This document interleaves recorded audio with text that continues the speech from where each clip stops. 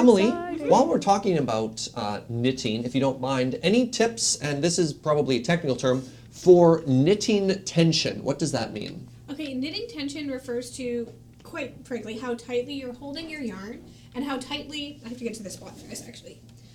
So it's how tightly you're holding your yarn, how tightly you are wrapping it around, and someone with loose tension like myself tends to create things that are bigger.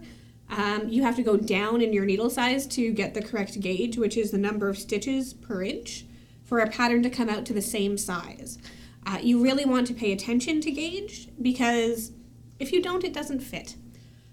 Now, someone with tight tension tends to create something that's quite a bit smaller. I taught knitting for years, and I always told people the same thing. The trick to getting consistent tension is just to knit. The first few things that you make are going to have wildly differential tension. You know, you start really tight and it gets loose. I have some very interesting kind of triangular shaped objects that are meant to be rectangles because I was just starting.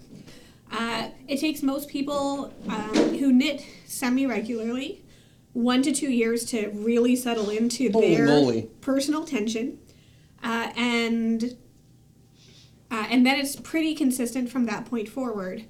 The main things are wrap your yarn in a consistent fashion so that you're tensioning it, which is to say the way you're adding tension to it is consistent. I tend to knit continental, which is with the yarn in my left hand. I purl English because my tension between knitting and purling is not consistent.